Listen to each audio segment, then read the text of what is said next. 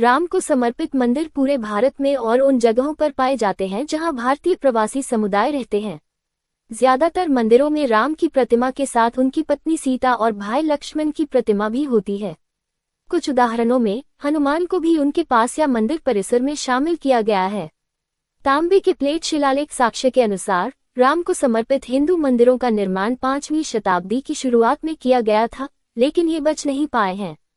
सबसे पुराना जीवित राम मंदिर रायपुर छत्तीसगढ़ के पास है, जिसे महानदी नदी के पास राजम में राजीव लोकाना मंदिर कहा जाता है।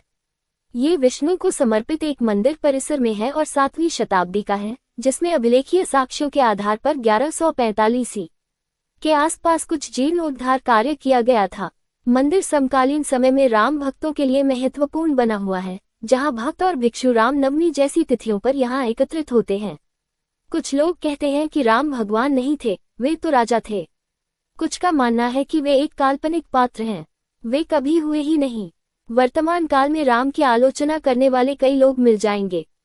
राम के खिलाफ तर्क जुटाकर कई पुस्तकें लिखी गई हैं। इन पुस्तक लिखने वालों में वामपंथी विचारधारा और धर्मांतरण करने वाले लोगों ने बढ़ चढ़कर भाग लिया है।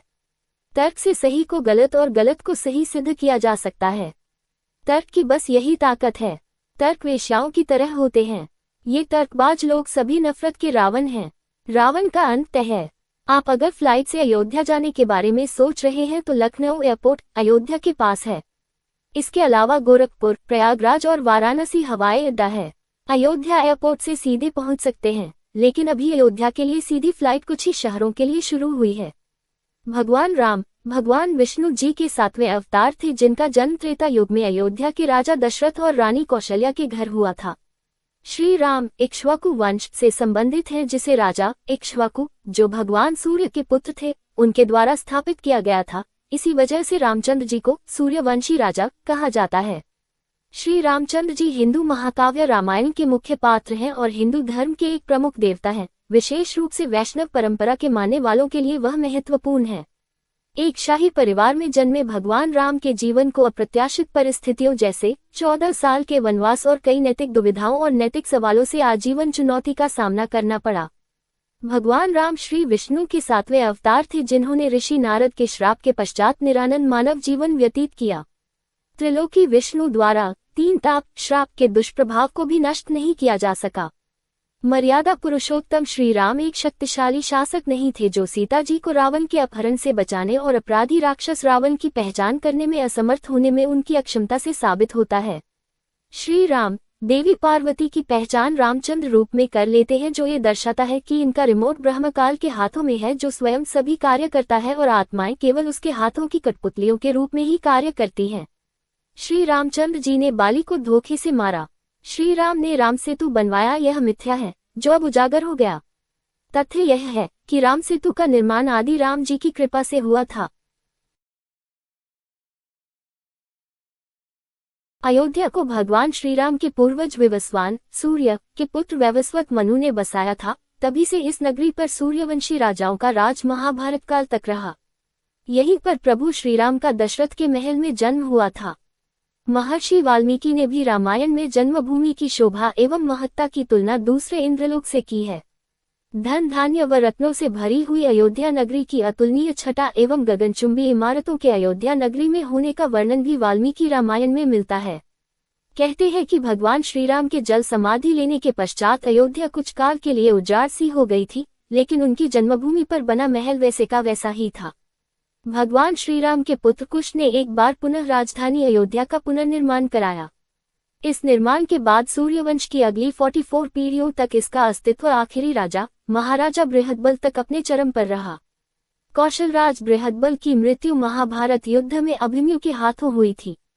महाभारत के युद्ध के बाद अयोध्या उजड़ सी हो गई, मगर श्रीराम जन्मभूमि का अस्तित्व फिर भी बना रहा। इसके बाद यह उल्लेख मिलता है कि ईसा के लगभग 100 वर्ष पूर्व उज्जैन के चक्रवर्ती सम्राट विक्रमादित्य एक दिन आखेट करते करते अयोध्या पहुंच गए। थकान होने के कारण अयोध्या में सरयू नदी के किनारे एक आम के वृक्ष के नीचे वे अपनी सेना सहित आराम करने लगे। उस समय यहाँ घना जंगल हो चला था, कोई बसावट भी यहाँ नहीं थी। महाराज विक्रमादित्य को इस भूमि में कुछ चमत्कार दिखाई देने लगे। तब उन्होंने खोज आरंभ की और पास के योगी व संतों की कृपा से उन्हें ज्ञात हुआ कि ये श्रीराम की अवध भूमि है। उन संतों के निर्देश से सम्राट ने यहाँ एक भव्य मंदिर के साथ ही कूप, सरोवर, महल आदि बनवाए। कहते हैं कि उन्होंने श्रीराम जन्मभूमि पर काले रंग के कसौटी पत्थर वाले 84 स्तंभों पर विशाल मंदिर का निर्माण करवाया था। इस मंदिर की भव्यता देखते ही बनती थी। विक्रमादित्य के बाद के राजाओं ने समय समय पर इस मंदिर की देखरेख की। उन्हीं में से एक शुंग वंश के प्रथम शासक पुष्यमित्र शुंग ने भी मंदिर का जीर्णोद्धार करवाया था। पुष्यमित्र का एक शिलालेख अयोध्या से प्राप्त हुआ था जिसमें उसे सेनापति कहा गया है तथा उसके द्वारा 2 अश्वमेध यज्ञों के किए जाने का वर्णन है। अनेक अभिलेखों से ज्ञात होता है कि गुप्तवंशीय चंद्रगुप्त द्वितीय के समय और तत्पश्चात काफी समय तक अयोध्या गुप्त साम्राज्य की राजधानी थी। गुप्तकालीन महाकवि कालिदास ने अयोध्या का रघुवंश में कई बार उल्लेख किया है। इतिहासकारों के अनुसार 600 BC अयोध्या में एक महत्वपूर्ण व्यापार केंद्र था। इस स्थान को अंतर्राष्ट्रीय पहचान 5 शताब्दी में ईसा पूर्व के दौरान तब मिली जबकि यह एक प्रमुख बौद्ध केंद्र के रूप में विकसित हुआ। तब इसका नाम साकेत था। कहते हैं कि चीनी भिक्षु फाहियान ने यहाँ देखा कि कई बौद्ध मठों का रिकॉर्ड रखा गया है। यहाँ पर 7 शताब्दी में चीनी यात्री हेनत्सांग आया था। उसके अनुसार यहाँ 20 बौद्ध मंदिर थे तथा 3000 भिक्षु रहते थे और यहाँ हिंदुओं का एक प्रमुख और भव्य मंदिर भी था जहाँ रोज हजारों की संख्या में लोग दर्शन करने आते थे। इसके बाद ईसा की 11 शताब्दी में कन्नौज नरेश जयचंद आया तो उसने मंदिर पर सम्राट विक्रमादित्य के प्रशस्ति शिलालेख को उखाड़कर अपना नाम लिखवा दिया। पानीपत के युद्ध के बाद जयचंद का भी अंत हो गया। इसके बाद भारतवर्ष पर आक्रांताओं का आक्रमण और बढ़ गया। आक्रमणकारियों ने काशी, मथुरा के साथ ही अयोध्या में भी लूटपाट की और पुजारियों की हत्या कर मूर्तियां तोड़ने का क्रम जारी रखा। लेकिन 14 सदी तक वे अयोध्या में राम मंदिर को तोड़ने में सफल नहीं हो पाए। विभिन्न आक्रमणों के बाद भी सभी झंझावातों को झेलते हुए श्रीराम की जन्मभूमि पर बना भव्य मंदिर 14 शताब्दी तक बचा रहा। कहते हैं कि सिकंदर लोदी के शासनकाल के दौरान यहाँ मंदिर मौजूद था। 14 शताब्दी में हिंदुस्तान पर मुगलों का अधिकार हो गया और उसके बाद ही राम जन्मभूमि एवं अयोध्या को नष्ट करने के लिए कई अभियान चलाए गए। अंततः 1527-28 में इस भव्य मंदिर को तोड़ दिया गया और उसकी जगह बाबरी ढांचा खड़ा किया गया। कहते हैं कि मुगल साम्राज्य के संस्थापक बाबर के एक सेनापति ने बिहार अभियान के समय अयोध्या में श्रीराम के जन्मस्थान पर स्थित प्राचीन और भव्य मंदिर को तोड़कर एक मस्जिद बनवाई थी जो 1992 तक विद्यमान रही।